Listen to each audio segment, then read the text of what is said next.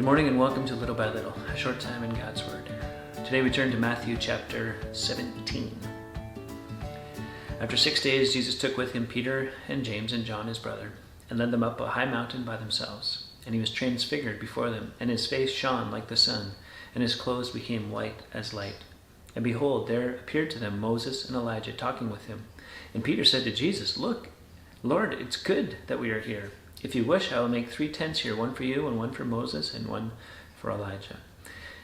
He was still speaking when, behold, a bright cloud overshadowed them. And a voice from the cloud said, "This is my beloved Son, with whom I am well pleased. Listen to him." When the disciples heard this, they fell on their faces and were terrified. But Jesus came and touched them, saying, "Rise, and have no fear." And when they lifted up their eyes, they saw no one but Jesus only. And as they were coming down the mountain, Jesus commanded them, "Tell no one the vision until the Son of Man is raised from the dead." And the disciples asked him, "Then why did the scribes say that first Elijah must come?" He answered, "Elijah does come, and he will restore all things. But I tell you that Elijah has already come." And they did not recognize him, but did to him whatever they pleased. So also the Son of Man will certainly suffer at their hands. Then the disciples understood that he was speaking to them of John the Baptist. When they came to the crowd, a man came up to him and kneeling before him said, "Lord, have mercy on my son, for he has seizures, and he suffers terribly. For often he falls into the pit, and often into the water. And I brought him to your disciples, and they could not heal him." And Jesus answered, "O faithless and twisted generation, how long am I to be with you? How long am I to bear with you? Bring him here to me." Jesus rebuked the demon, and it came out of him, and the boy was healed instantly. Then the disciples came to Jesus privately and said, "Why could we not cast it out?" And he said to them, "Because of your little faith.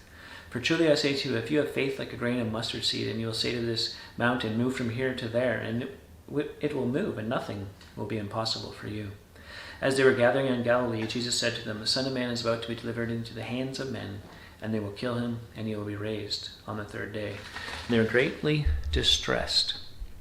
When they came to Capernaum, the collectors of the 2 drachma tax went up to Peter and said, "Does your teacher not pay the tax?" He said, "Yes." And when he came into the house, Jesus spoke to him first, saying, "What do you think, Simon? From whom do kings of the earth take toll or tax? From their sons or from others?" And when he said, "From others," Jesus said to him, "Then the sons are free. However, not to give offense to them, go to the sea and cast a hook in the first fish that comes up.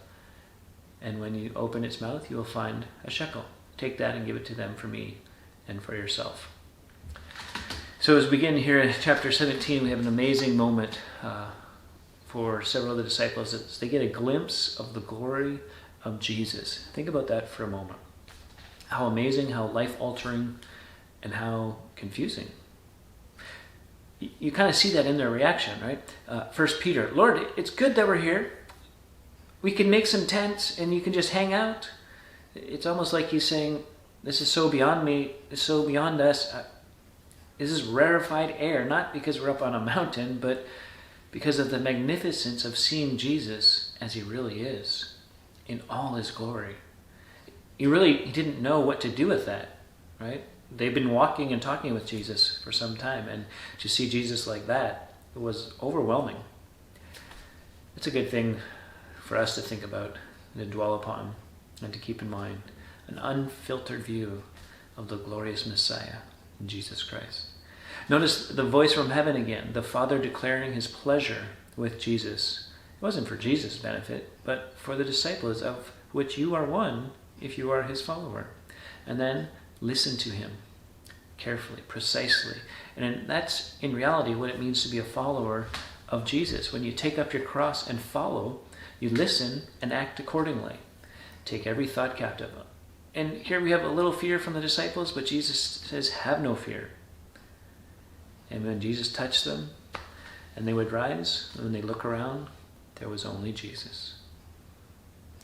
Whatever you're going through today, there's Jesus. Put your eyes back on him and think of the glory of heaven and the magnificence of the Son of God, and that he knows you, he loves you, he cares for you. And have no fear. Until next time, a little by little.